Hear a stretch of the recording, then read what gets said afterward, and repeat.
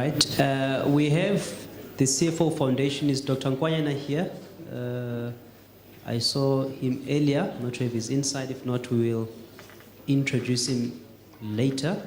Dr. Nkwanyana is with the CFO Foundation or is outside? Okay, well, later on we'll. They are also documenting or scribing all that is being said here because Babu Ncube spoke of the next generation, those who are still coming. We want to ensure that those who are not even here, we can give them all the information that is being shared here, and we're going to compile a conference.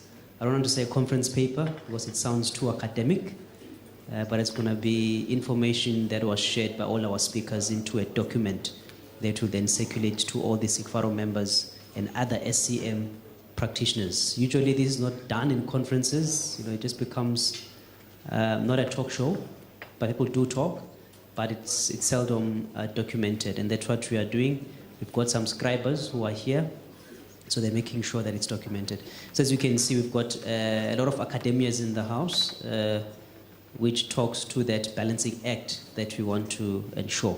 So practice and theory being balanced. And the third element is leadership. So that picture that Mr. Ncube showed earlier, it has those elements. He doesn't like to be called the professor. He's more like me. I'm also Dr. Emmanuel, but I don't say it. So you can continue calling me Mr. Ncube, but I've got my doctorship somewhere. All right. So at this time, I'm going to be calling upon our panel members who are going to be coming forward, led by the Chief Director, Municipal Finance at COCTA KZN. She never wants us to mention her credentials. She just says it's over 20 years experience, and we'll keep it that way within local government space in various positions. She'll be leading our discussion. As she comes in, you can just give her a round of applause. This is Joey Krishnan. You can take your seat. We also have Ubaba Ncube will also join. He didn't want to, but we are forcing him to be part of this discussion. He's going to come forward. I'm not sure if Professor Soni is here. Professor Soni from Regent, is he here? Professor Soni from Regent. There is a huge challenge in Durban for those who are aware. They've blocked some roads because of the current challenges that are happening there. So even the tribe in Joey came a bit late. So some roads are blocked because of the officials that are striking. It's quite a serious issue, especially now since you're also having the travel in Durban. It is quite causing a havoc. All right, if it does come through, we'll ask him to come on stage. And then also Usandile Ndlovu, the senior manager from King Ejwayo District Municipality, if he can just come and make his way to the front. Simzama ngehlombe. Mr. Ndlovu. All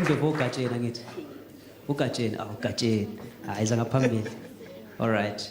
So I will now hand over to Joey. She will lead the discussion for us, and then she'll give the other gentlemen a chance to say a few words, and then we'll just open up to the audience for any questions and comments that will be relevant to this particular discussion. Thank you very much. Over to you, Joey.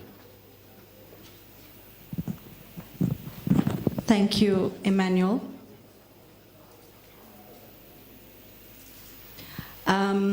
Firstly, thanks for the opportunity to participate in this event. I think we're talking mainly to our SCM managers and SCM practitioners, and sometimes I don't think you realize exactly what an important role you play in making local government work. So our topic this morning for this panel is improving the capacity and performance of procurement officials. Now, you might already be thinking, we're performing reasonably well, we think. What are they talking about? But we needed to raise the topic and talk about capacity at a broader level. And by way of introduction to the topic, capacity should be seen on 3 levels.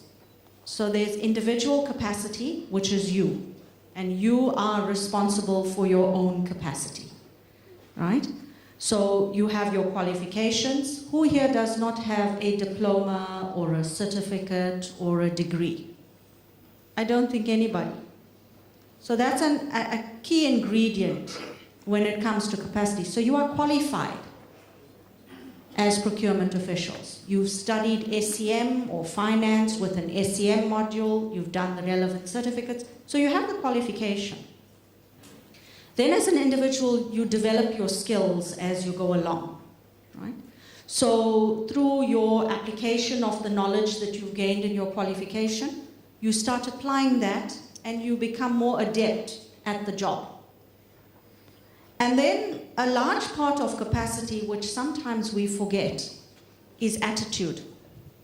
So if you look at it from an HR perspective, when you do a competency assessment, there's 3 things they look at, and they call it KSA. So it's knowledge, skills, and attitude, right? From an HR perspective. So the question is, do you then, as procurement officials, have the right attitude for the job? And that becomes important when I talk about the next level of capacity, which is institutional capacity.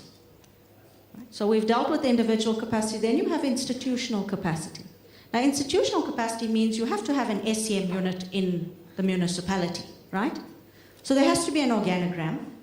You've learned that there has to be acquisition, demand, acquisition, logistics, disposal, all these other things. So the question is, does your institution then recognize these specialization focus areas in supply chain management? And are you properly structured as a unit, procurement unit, to deliver on that?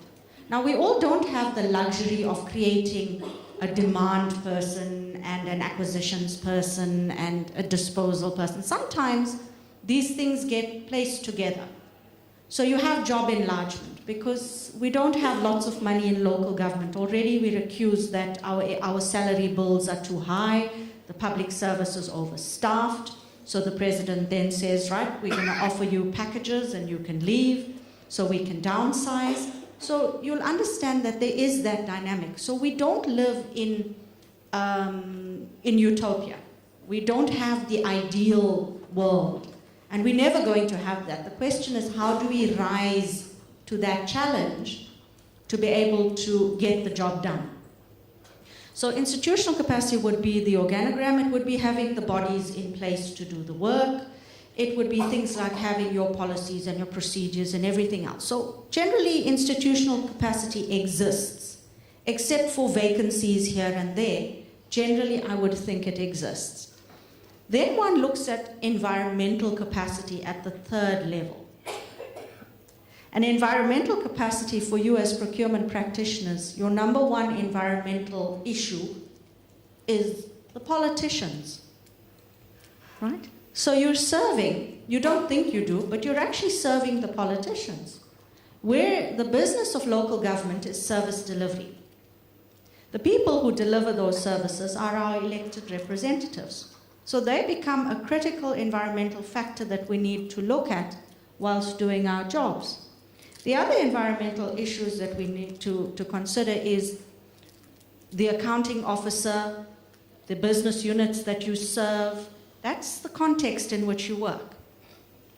And then don't forget that your suppliers, whether they are corporate, whether they are SMME, whether it is an individual that might be appointed by your municipality or a department, they also become part of that environmental capacity. And for everything to work well, suppliers need to be attuned to what your systems, processes, policies, procedures, and so on are. You know the size of a bid document. I mean, I don't know how many trees we kill to create bid documents, but we do. And for an SMME to have the capacity and skills sometimes to even complete that document, to be able to engage with SARS and get a tax clearance certificate, to do all these fancy regulatory things is extremely difficult. Now, all of that is required to work so that you are efficient and you are able to perform.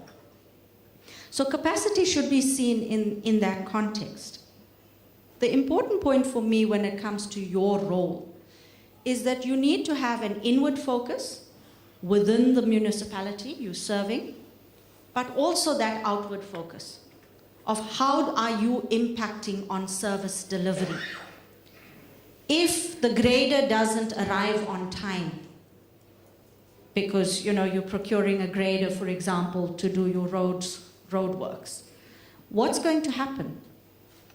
You're going to have implications on the ground. You're going to have communities who have been promised roads complaining, we don't have roads. So you have to have that inward and outward focus. And then the outward focus also comes from understanding the marketplace. Do you actually understand? We all now have the CSD, right? So what's happened? We don't have to think anymore. We just click a button, go to CSD, check out if people are there. We don't think anymore. But I tell you now, National Treasury doesn't know what suppliers exist in Umhlabuyelengana or what potential suppliers exist in Umhlabuyelengana or in Umzimkulu, or some other remote part of our province. Not all of the suppliers are on the CSD. Whose job is it to get suppliers on the CSD? Surely we should be impacting the environment and making that contribution to enhance economic development. Am I right? To build our own communities.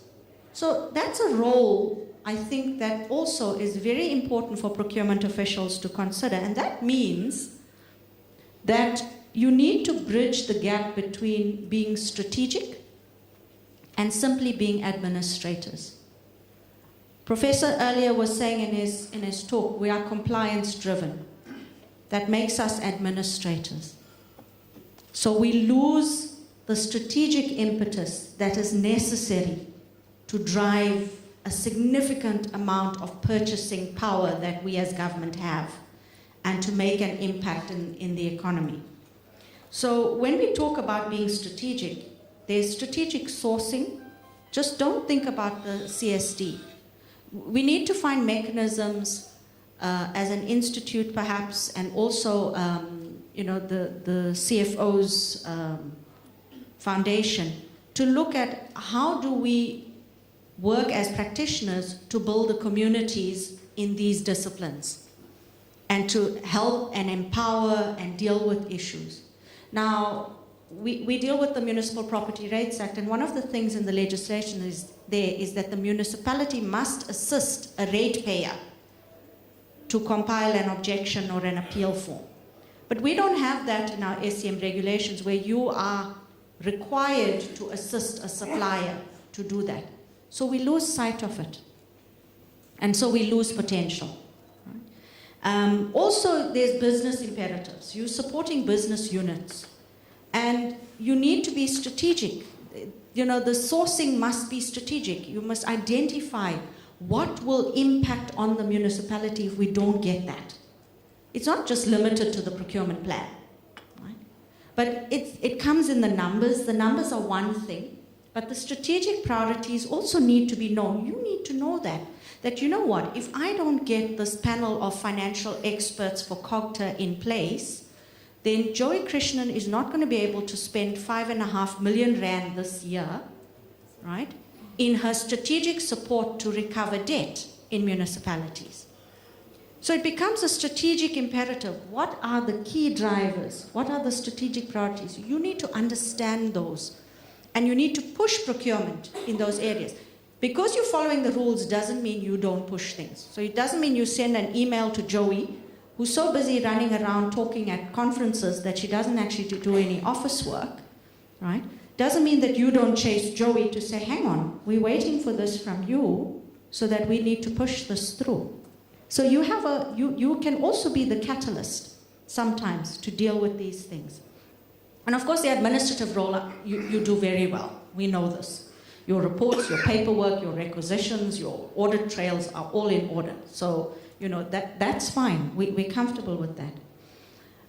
By way of example, we had to procure water at an event some time ago. This was before cost containment and you couldn't buy water, bottled water.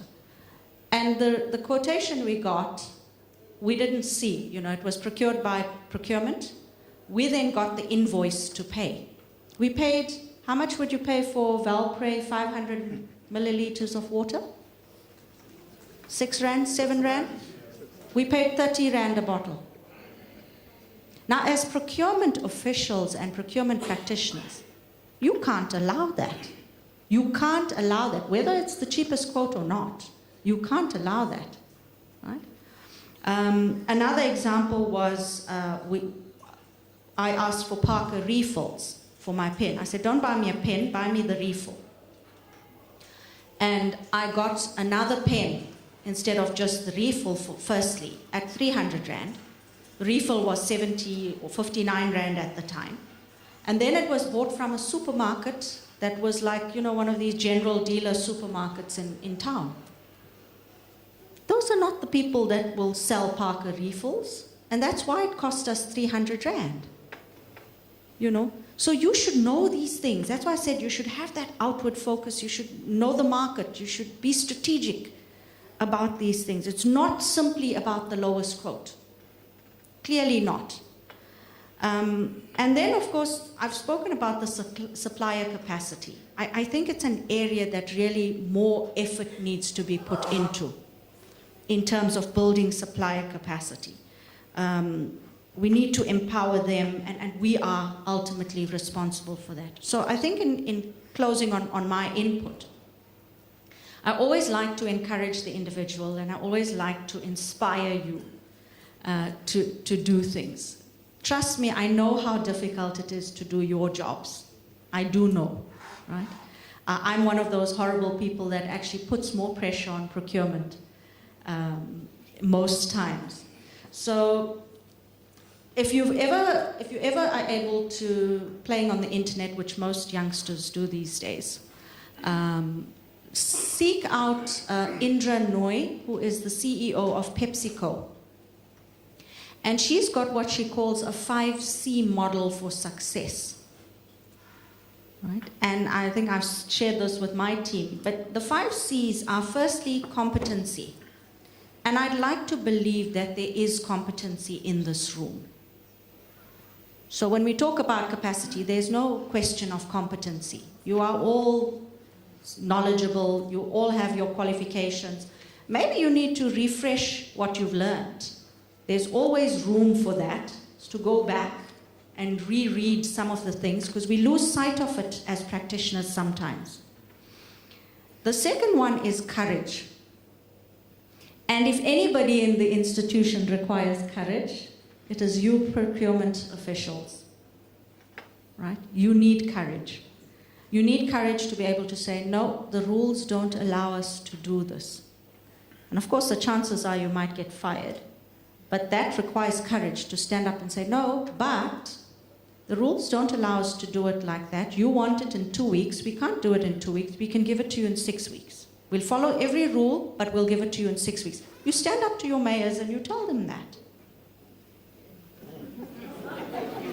Ah, now we get a reaction. But it requires courage. The other one is confidence. Of course, if you're going to do that, you have to have the confidence to do that. But also confidence comes from knowing your story. If you know your rules, you know your regulations, you know the prescripts well enough, and you are confident that you are doing the right thing, then it shouldn't be too difficult if you have courage to get the organization to do the right things as well. Right? And then consistency. If you say no to something or someone, don't say yes for the same thing to someone else. Right? Because consistency means that you're sticking by your principles. You're sticking by your guns. You're sticking by the prescripts. So consistency is extremely important. And the last one is you. your own compass. So your own personal integrity. If you're breaking the rules, it erodes your integrity.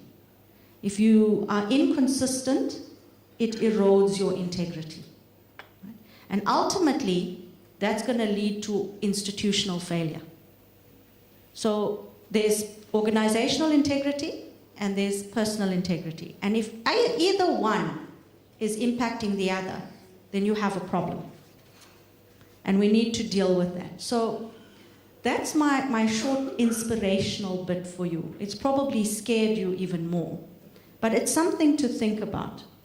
I'll then allow perhaps the colleague who is the actual practitioner, who's more than likely going to tell me that I'm living in fairyland or something.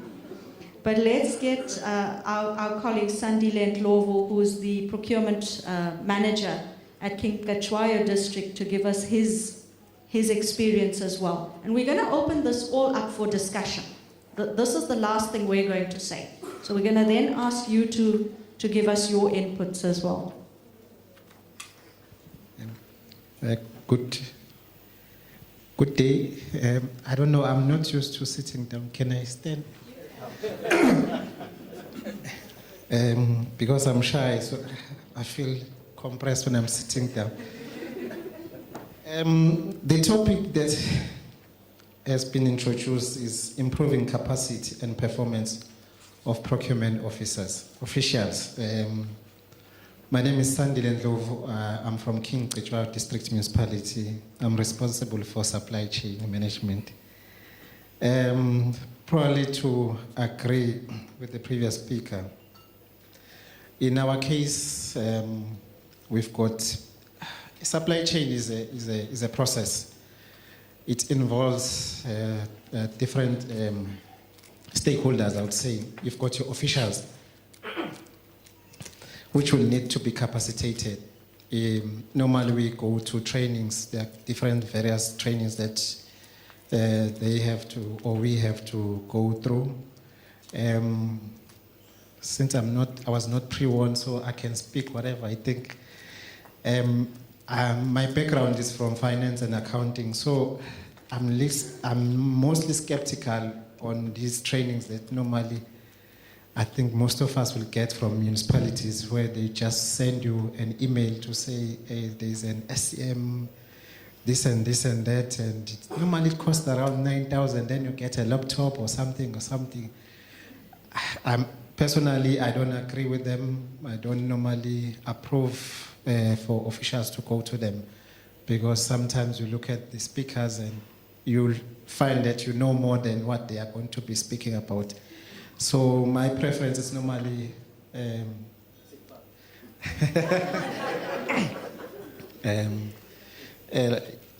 and provincial treasure and national treasure, because you know whatever they're going to speak to, it's coming back to you, and COGTA as well.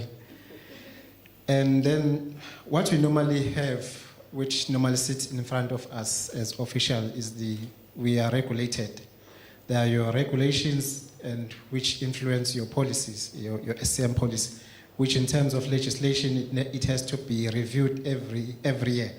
So with what is happening in the country or in the province, what we call target procurement, all municipalities and organs of state are required to be in line of triple PFA. So our policies as well need to be aligned to that. So what we normally do is that every time when we review the policy, we have to capacitate our politician in the main. But it starts internally with your officials. You get your input from your SCM officials, your finance officials. Then you move to your departments that we normally do. And then you present it to your politician, from your portfolio to your rules, to your escort, to your council, so that it can be approved.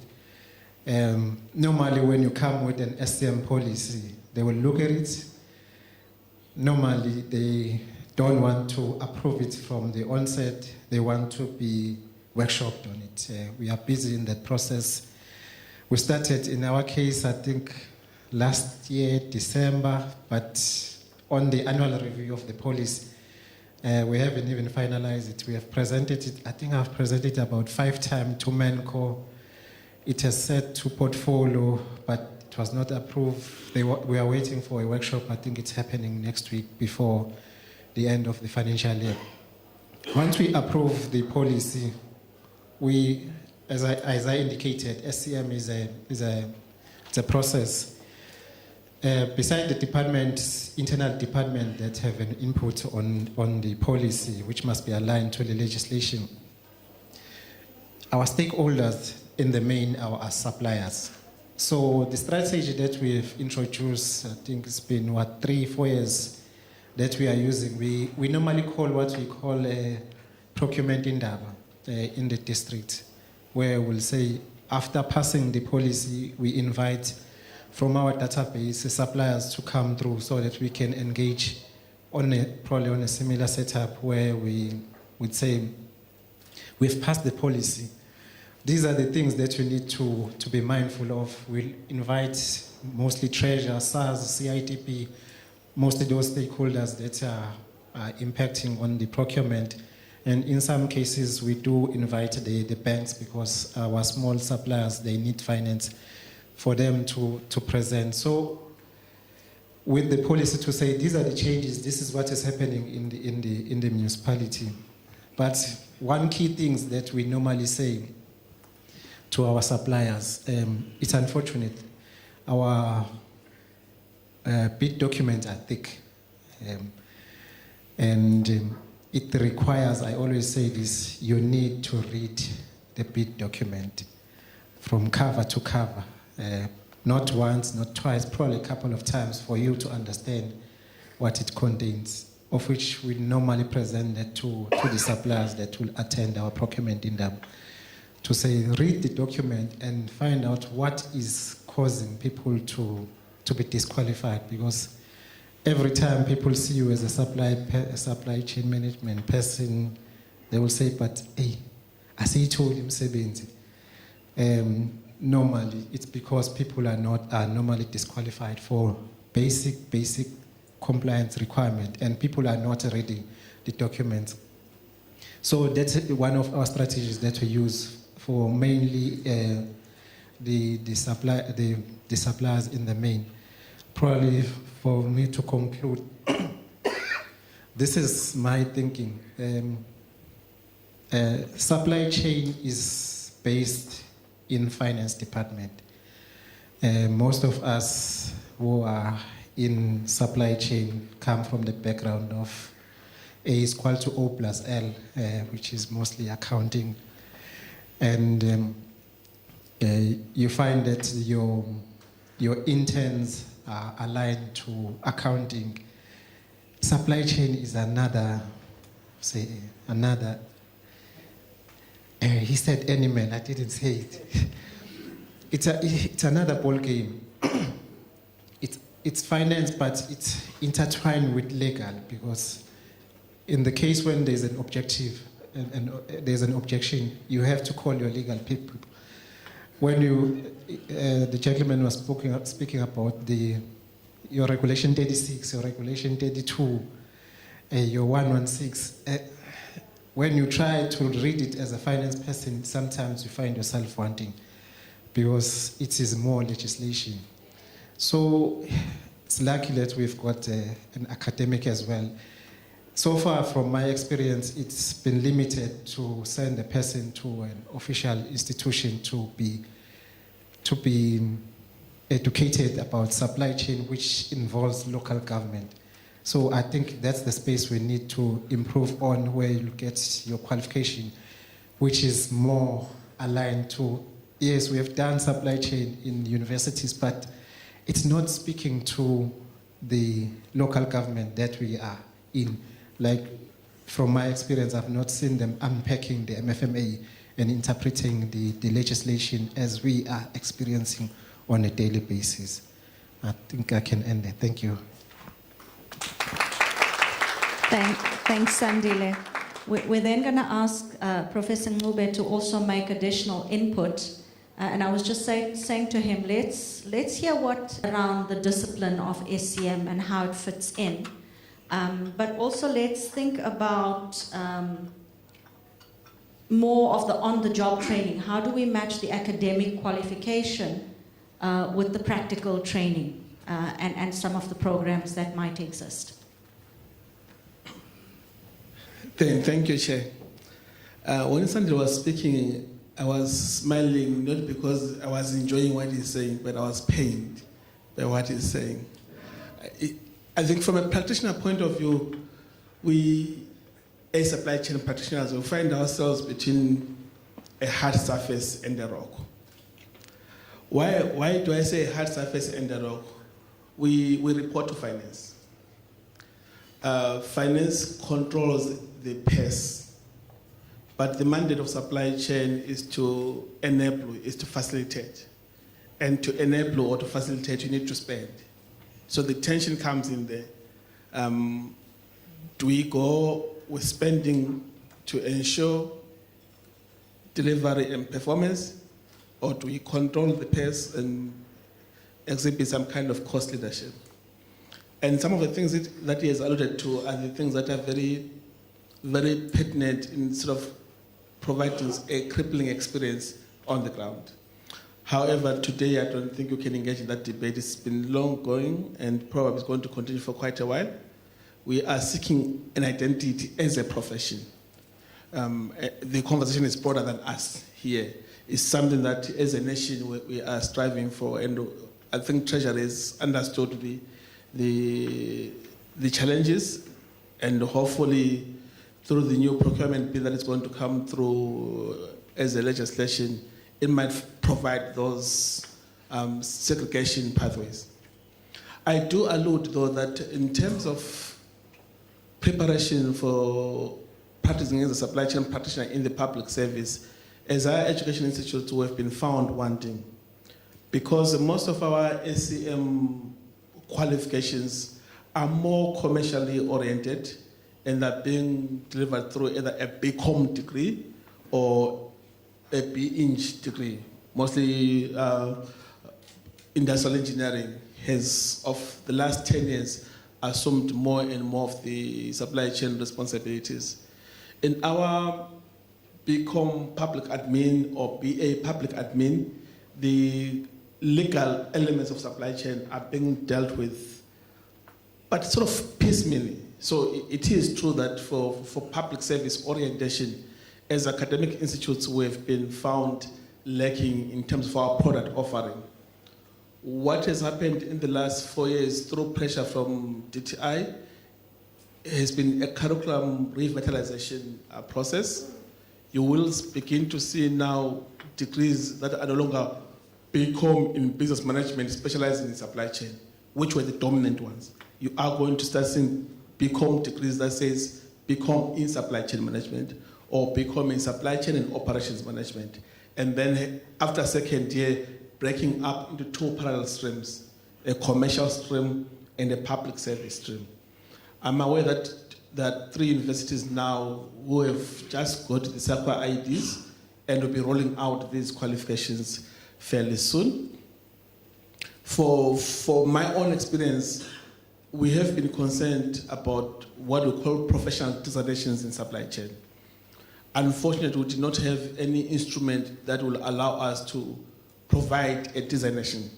So Treasury, 10 years ago, through some funding from the European Union and the IMF, coming through the German, I think it's a German organization called DTZ, they undertook a study to try and design or recognize what could be designations in the public service, and they came out with a supply chain master curriculum plan. And that master curriculum plan was aligned to some potential supply chain designations. Because I come from a business school perspective, we focus more on the postgraduate component, meaning your honors or your postgraduate, then leading up to masters. The postgraduate one is complete, is now sitting with SAQA. The last conversations that I had is that SAQA was validating a few aspects of the Treasury. So potentially, some business schools will be rolling out that starting from 2020 moving forward. Once you complete that kind of qualification, you'll be recognized as an entry supply chain practitioner, not an administrator, above administrator, practitioner.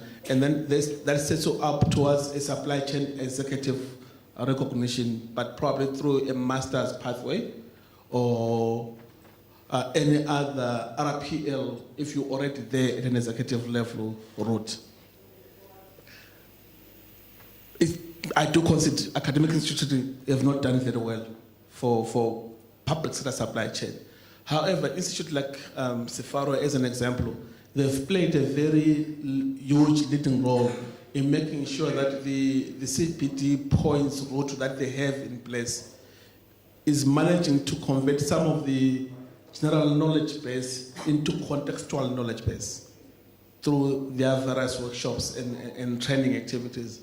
And I really liked Sandile's position that if you are not going to be trained from a reputable organization or entity, and you go for this fly-by-night, we'll bribe you with a laptop, that does not address the current needs that we face as a practicing space.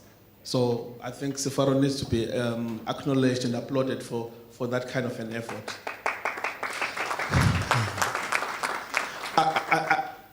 Further to that, they don't stop only there. They've actually challenged us now that this is not our space, this is your space. We want to inform your curriculum activities. So the collaborative effort that is unfolded at the moment, Treasury is pushing for something called the Supply Chain Council, meaning that in the future, probably within a 3-year period, in the future we'll begin to talk about issues like license to practice, meaning that you cannot occupy data positions in supply chain without a license to practice. And a license to practice will indicate that you have got these competencies and capabilities that have been assessed by a reputable entity. And we are pushing for that entity to be the Supply Chain Council, which has to come through a legislation driven by Treasury. At the moment, we are confident that it's going to come through. It's just that the delays have come through because of the turnover at the top of Treasury. That momentum gets lost and then needs to be resuscitated. But within a 3-year cycle, we expect everyone that is going to be starting from a directorship position moving forward to have a license to practice at that level. Without it, you may either be, I'm trying to choose my words carefully here because I'm not Treasury, they will pronounce themselves, but essentially there may be a redeployment option or a capacitation option or an early retirement option if you're not keen to upskill so that you can be designated. What does this say to you now in preparation for that opportunity? I think that this speaks directly to your own capacity development. I think for those of us that have landed in supply chain with other qualifications, we need to start probably reflecting whether do we need to have something to complement us, which is supply chain oriented, so that we can get that recognition and be designated as supply chain practitioners. Because at the moment we are there by default. If you are there, then just look at the designation pathways and see the roles that are available to you.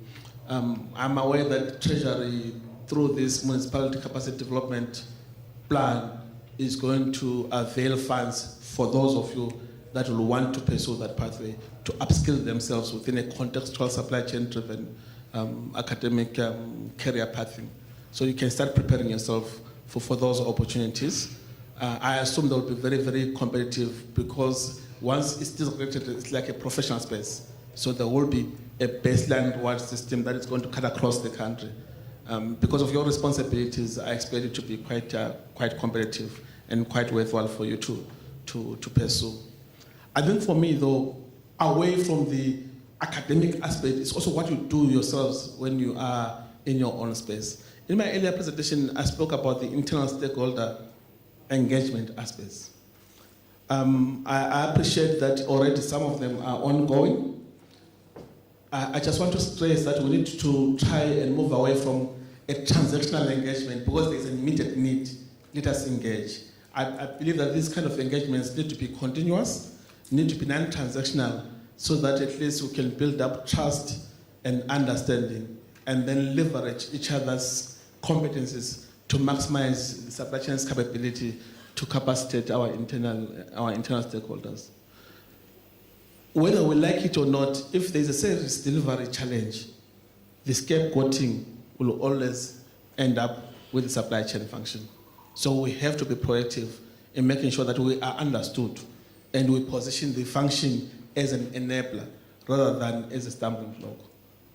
Most of the time when I listen to the narrative when there's been lack of delivery or lack of support from supply chain, it's mostly because supply chain itself, in terms of its communication of its own requirements, it communicates in a punitive way rather than in an enabling way, rather than in an understanding way. That's why those engagements are critical. They start with you, the self. You have to open up and build those bridges to allow for that open communication to exist. The last one that I'm also probably going to leave at some of our senior supply chain practitioners that are here, that when you look at especially our committee system, I think the specification one, more or less, we tend to do very well there, except where we allow technical to take the initiative and then give us specifications that are tailor-made for a specific supplier. Otherwise, we do very well in the specification part. The problem comes in the evaluation and the adjudication. Mostly in the evaluation, because we as supply chain, we've failed to explain more often the basis of extremes when we do the evaluation. Remember, supply chain is a custodian of the process. It's guiding an evaluation team. But in that evaluation, where we begin to see extremes in terms of scoring, I've tried to look at most of the evaluation reports. I do not get a sense or a desire from supply chain to understand the reasons for the extremes and therefore the impact of aggregating those extremes and coming up with a score for a supplier. How can someone be a preferred supplier when one or two of our evaluation members evaluate them at 1 out of 5, 2 out of 5? That in itself is a huge risk. And more often we find that 2 years into the contract life, issues begin to emerge, which were not unpacked explicitly during the evaluation part. So some of the guidelines for our committee members that need to come through from the supply chain space, I think they are either lacking or supply chain does not have the courage to communicate these critical elements. As a consequence, either the process becomes tainted or what comes out of it does not become credible. And we're left with a non-performing supplier to manage throughout the life of the contract. And having to get rid of them is another unnecessary expense. So it's something that I'm leaving out there open to all of us to reflect as we get back to our own spaces and try and understand how can we make that part of the process robust. We are not affected because we are custodian of a process. We are not the decision makers. We just make sure that the process in terms of decision making gives us a decision that is credible and reflective of our reality. And then we get the desired supply. It's something that has been fairly embarrassing. Probably that leads me to the comment that was raised earlier on, that if we don't have enough members for these committees, we might as well start thinking about sharing these committees as either as districts or as provinces, just to make sure that objectivity is kept at a maximum. The last part, of course, the dangers that come. I think that one, I can't say much. I know that if we're strong enough and robust enough as practitioners, at times we expose ourselves to societal ills. Some of our colleagues have actually been shot dead for trying to drive across adherence to supply chain processes. We are talking to Treasury and law enforcement to see what kind of protection can come through for such supply chain practitioners. I know it's easier said by me who's far away than yourselves who are in the core phase, but please try to remain true to the spirit of supply chain. Hopefully someday we'll get a very robust law enforcement aspect that is going to protect us when we make objective decisions that protect the integrity of the entire process and the municipalities that we work for. I think probably for now, let me stop here. Thanks, Professor. Okay, so there you have it, ladies and gentlemen. Quite a few issues that have been put on the table. Let's hear from you. Your comments, your questions. Please identify yourself by name and institution, and then just indicate which of the panelists your question is directed at, if it is. Or you're free to engage on the topic, add to what has been said as well. You are the practitioners, you are actually the experts. You know really how things work on the ground. And let's use these platforms to help each other find solutions where we can. So I think, Emmanuel, you'll drive the floor for us.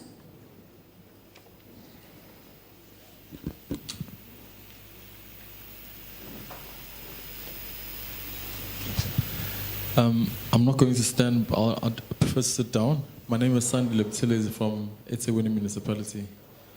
The first point I'd like to raise is the role of professional bodies when it comes to improving the capacity and performance of procurement officials. Professional bodies have been very silent when it comes to protecting SCM professionals. We've been put into the deep end. We are affiliated to SCM professional bodies, but in instances whereby accounting officers or executive mayors exercise their powers to twist the SCM processes, as SCM professionals, we feel as though we don't have a place to run to. And I think it also impacts on the sort of capacity and performance of SCM going forward, because people that have actually invested in improving their skills, their knowledge, understanding the institution, who have the business intelligence to make the institution grow, would rather leave the organization, go into private sector because of the fears and the intimidation that's going around. So we would like to challenge the professional bodies to play a more active role in being the voice for the officials. That's the first point. The other point that I wanted to mention is when it comes to the formation of the supply chain council, we welcome it. But we'd also like to ask if that process can be expedited as soon as possible, looking at the nature of the challenge that our economy is facing at the moment and the urgent need for SCM to be an enabler. So that's a key institution that needs to be prioritized. So we would like to see that coming to fruition as soon as possible. Also, the area around how human resource can play a role in understanding the role that SCM has to play and providing leeway in terms of how we attract talent into institutions. There's a lot of talented SCM professionals that are out in the market, but at the moment, the salary scales that are being offered by the public sector do not attract these SCM professionals. Moreover, in the appointment process, I think we've gone too far with the tick box exercise, and we need to look at, do we, as a country, as a province, as a city, can we compromise on quality at this point in time? Looking at the performance of our municipalities, can we just go for the numbers? Or should we be looking into our processes and saying, we've done the tick box exercise. Let's look at how we can develop a talent management funnel or pathway that will attract the right people into the institutions, and look at how we rotate people that are not adding value to the business. Thank you.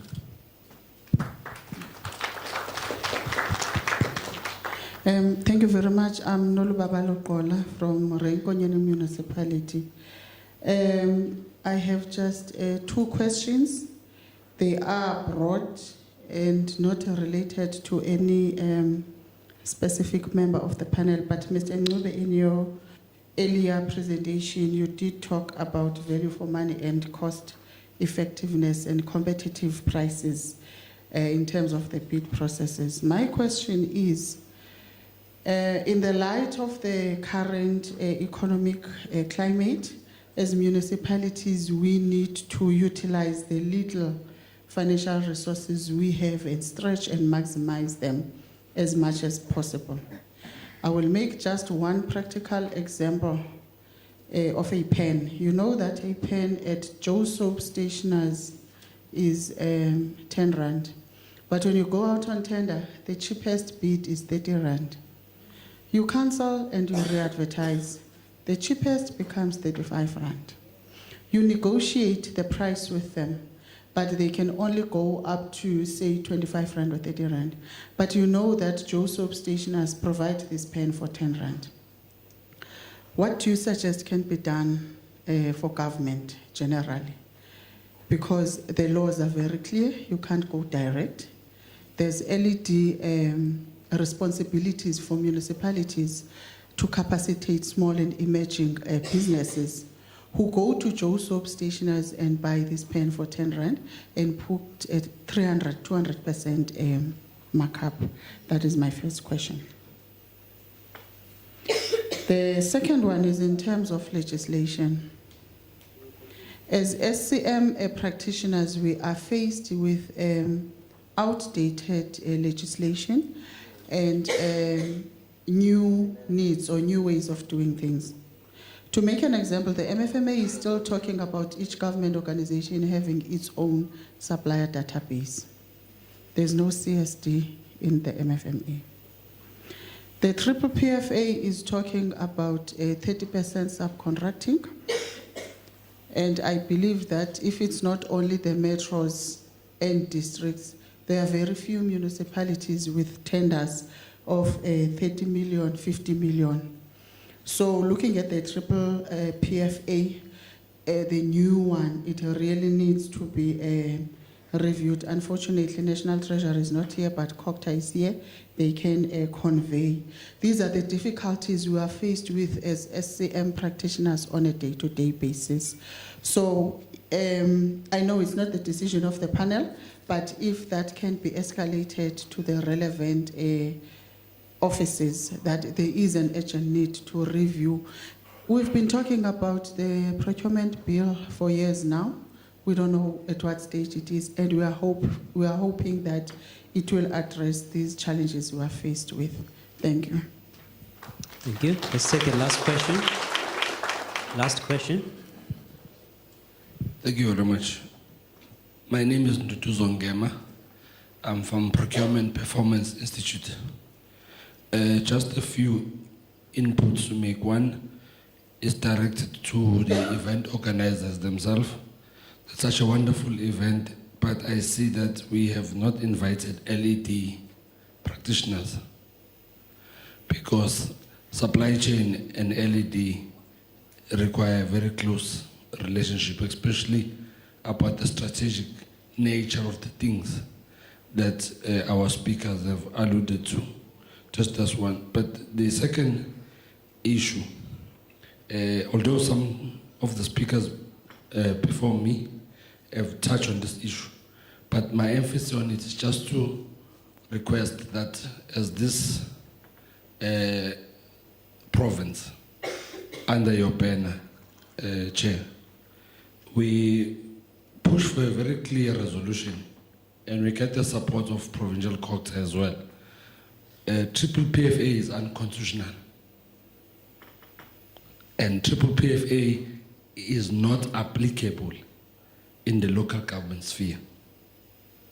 If as professionals we try to dilly-dally and romance this issue, we put ourselves in a serious predicament as well of not having to be able to meet those 5 C's Chief Director was referring to. Because the legislation itself is perpetuating the corrupt tendencies in the system. So we must be bold and professional about it and reject it completely, and we must do it in order to protect the profession, to protect ourselves in the profession as well.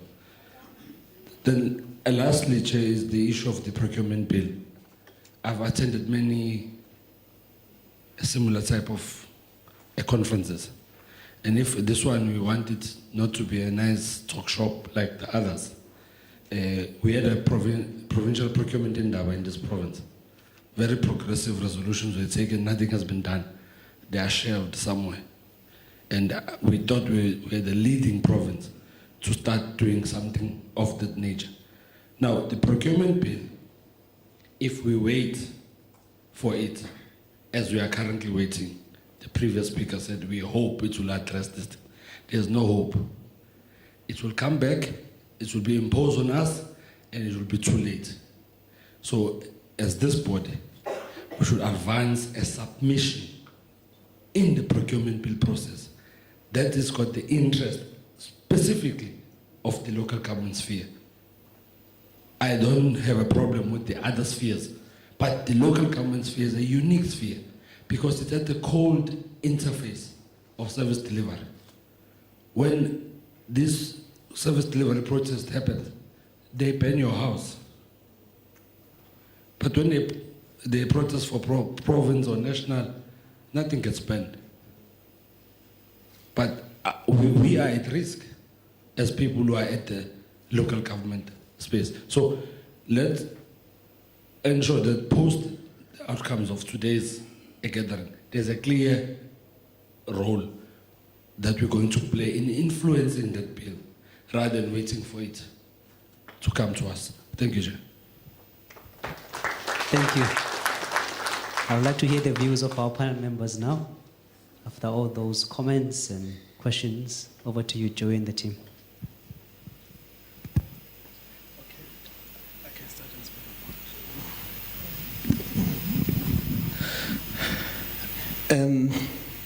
Sandile, you raised quite a mouthful of issues.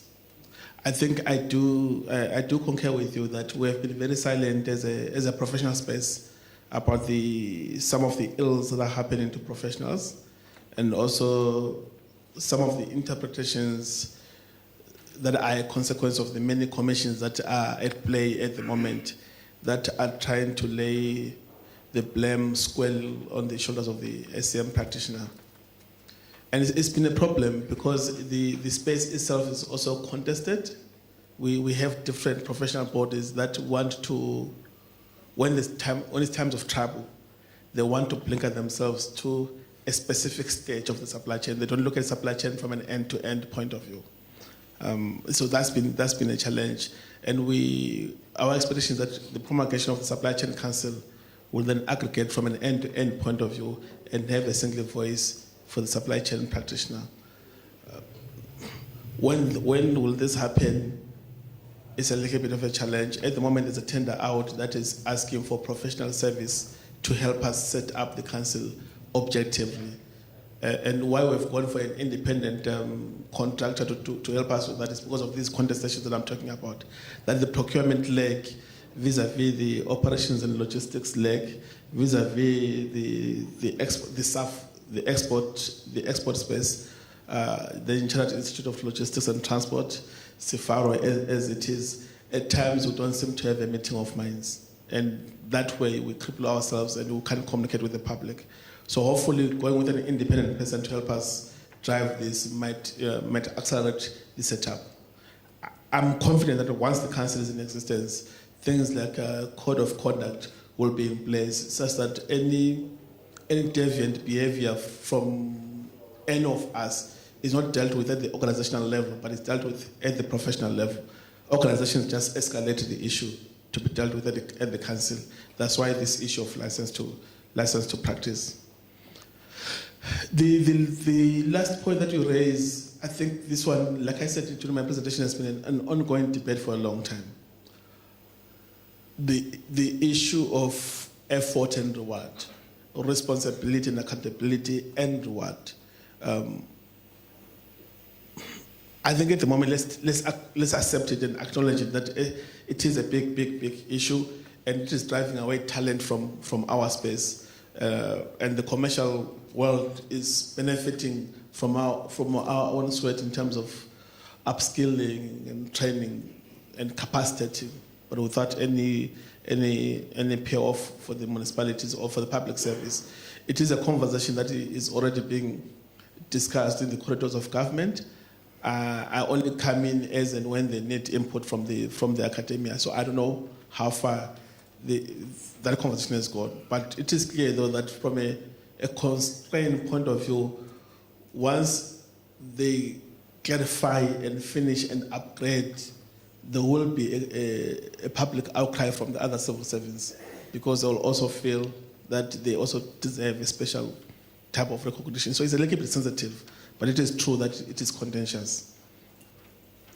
Nola, I know it's a comment, so I'll also probably try and comment, because I don't have much of a mandate. I'm more of an agitator, more of a commentator.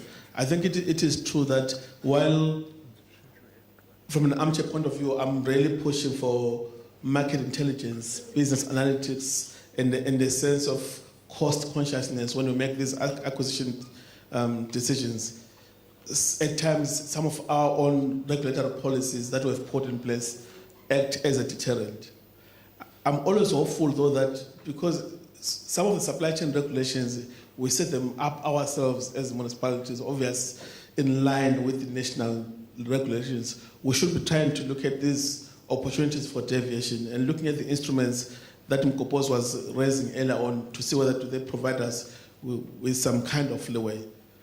In that example that you raised, potentially those could be the opportunities for deviation with appropriate motivation for deviation.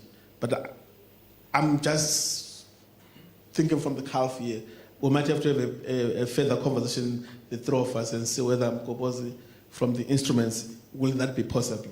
But I think from a desire point of view, we have to have that desire to drive a sense of understanding and awareness of the cost structure, such that we're not at the mercy of the suppliers. So it has to be a conversation, but it also has to look at the instrument that can enable us to be able to push the suppliers to a competitive pricing.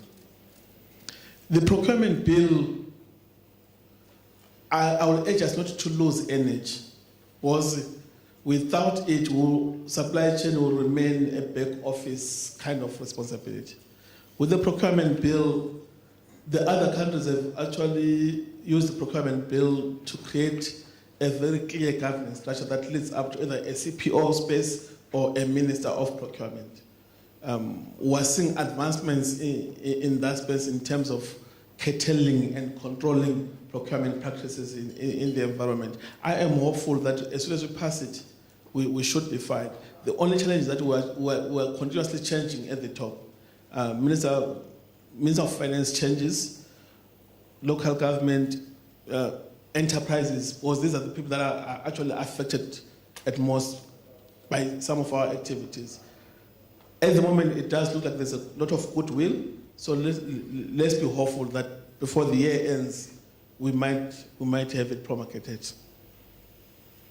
Nduduzo, at the moment, I take your suggestions, and the workshop is ongoing. I'm hopeful that through the chair, we could come up with some of these resolutions, then that can be escalated upwardly. I strongly support your position around a clear resolution on the mechanics of the triple PFA. It's been a useful instrument from a compliance point of view, but from an element of localization and addressing some of the transformational issues, it has been a deterrent. So we need to have an honest conversation around it. I think for now, this is all I can say. Right, Sandile, do you want to add? Okay. So, after listening to the comments that were posed, I wish I was sitting that side and also asking because when you're sitting the side, you need to kind of answer or defend. But from what has been said, then it leads me to say I agree with what has been raised. Professional bodies, yes, I think as SCM practitioners, we still need a strong professional body that will kind of defend what we are doing and define us. Look, it's a complicated environment that we are operating in.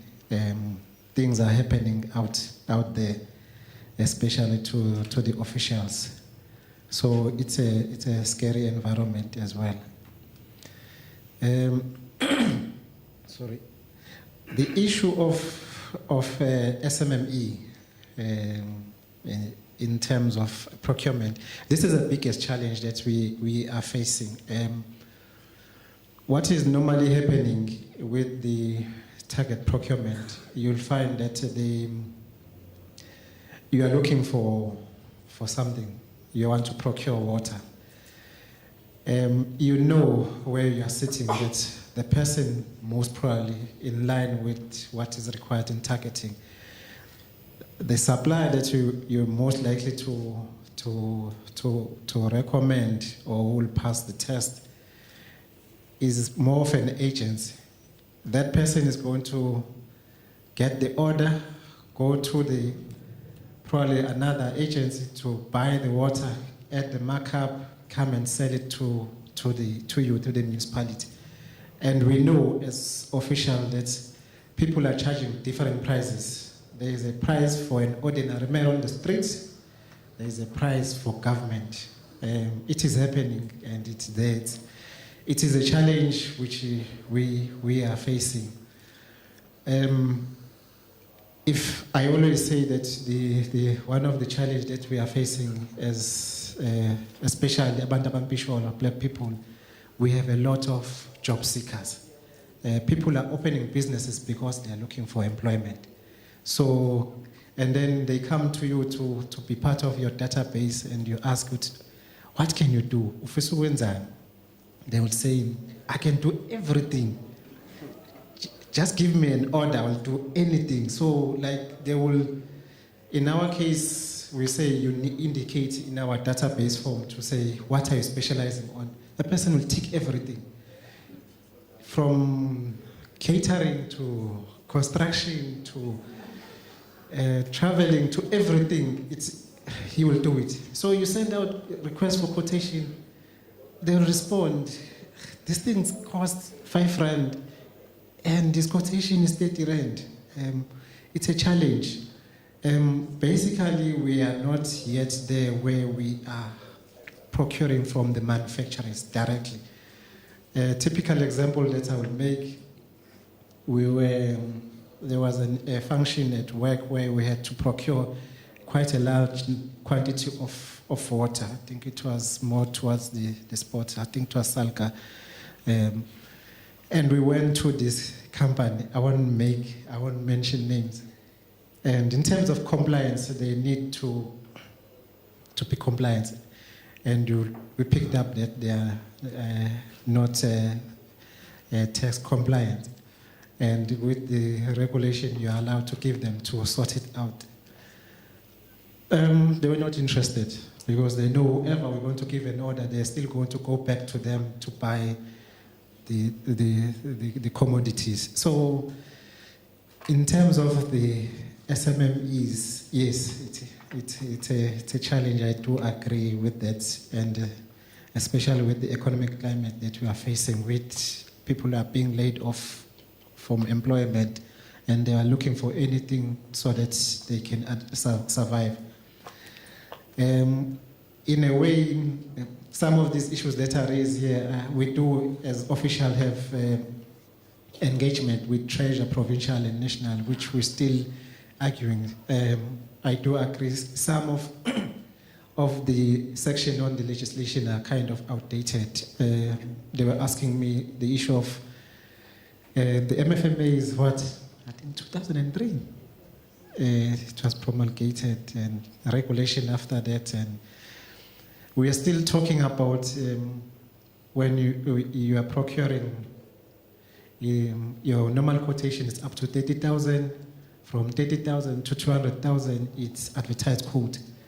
It's been up to 200,000 since, for what, 2003 up until now. And the economy, the inflation has been going up, but you are still stuck with 200,000, which makes it quite difficult to operate. Also, the issue of the triple PFA, yes, there are some shortcomings there as well.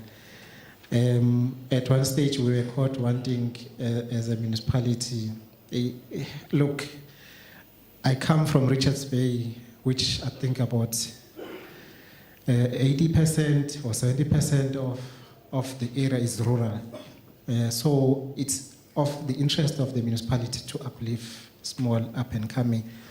So in cases of quotation which are below 200,000, you would want to say, because the triple PFA talks of targeting, where you look at youth, your women, disabled. But when you read, and with what Provincial Treasurer made us to read word for word of the legislation, it becomes difficult for you to say, because it's a smaller amount, it's controllable, you can still target and say, okay, in this one, you would target for youth, or you'll target for women. Because at the end of the year, we are asked by councillors, in terms of targeting, what have you done? How has the procurement assisted? But the legislation talks of saying, if you read it, I'm a finance person, if you read it as it is, you can only use targeting when you're subcontracting. It is a challenge of which, personally, I don't agree with it. I wish we could just say we are targeting. It's a small amount. And also the issue of the 30 million that is mentioned on the legislation. What we did from our side, we said, when it's a tender, we put a target procurement policy to say, when it's a tender, we will target. So even if the legislation says so, but the legislation is influencing the policy. So in our policy, we're saying if it's a tender, we are allowed, unless the accounting officer or it has been found that it would be impossible to implement the targeting requirement. Yeah, thank you. I'll just close with a few remarks generally. The issue of professional bodies, yes, for SCM specifically, we need to move on that. But I think generally, the issue with professional bodies is that the enforcement, the support of professional bodies is fine only to the point of allowing for training and development. But on the flip side of that, the actual support that is provided to the professional in terms of practice and in terms of enforcement and conduct and misconduct at the same time is lacking in all professional bodies. So the professional body might be the solution to give us certain things, but let's not assume it's going to fix some of those problems. I think there needs to be a level of maturity across professional bodies anyway, to help different sectors, and in our case, to particularly help our sector to deal with the dynamics of our sector. So we can maybe start playing that role, perhaps, and I'm looking at our chairperson of KZN, Sigfaro, but I think we can start playing that role here, and we can then do the lobbying that's required, and take a position on certain things. So I think out of this, this session, and these 2 days, we will certainly come up with some ways of advancing the cause of procurement professionals here. But there's the other element of changing the culture generally. This idea that we need to be fearful because if we didn't do something, we may actually get taken out is not right. Society, in society, it's not right. So we need to change the culture And it starts with the way in which also we engage with our businesses and our stakeholders. And you've alluded to it, Sandile, the whole capacitation, the whole empowerment processes, all of that. So something has to change, and we've got to be part of that positive change as well. Nolu Babalo, the issue of the value for money and so on, I think there are mechanisms that can be used. We, for example, if we are looking for resources, professional resources, we know what the Auditor General rates are, we know that Department of Transport rates are. We use those structured tariffs already. So if they exist, do that. Nothing prevents you from doing that. Nothing also prevents you from, as municipalities, from going out on transversal contracts yourselves. If at Ugu District you decide, you know what, as a district we are procuring this particular item quite a bit, you go out and you can set bans for it. It doesn't mean you just got to be at the mercy of the market in those instances. You can set parameters yourselves, you know, but it's something we need to look at and look into to try and facilitate that within the policy and regulatory framework. But I believe that we can be pragmatic. I believe that we can find ways of dealing with some of these challenges that we experience. The legislation and policy framework, we agree, is severely lacking. And it comes from the lack of understanding of the discipline itself. Private sector has been using this for ages. The engineering sector in particular has been using these procurement frameworks and procurement management principles and policies. The engineering profession have got their own SCM and procurement framework for supply chain management on engineering contracts. We're only just coming on board, so everything is new to us at this point in time, and that's the reason why we're finding all these gaps. So as we become more adept at using these tools and mechanisms, I think we will also be able to enhance them as we go along. And then just broadly, I think the issue of market intelligence is critical.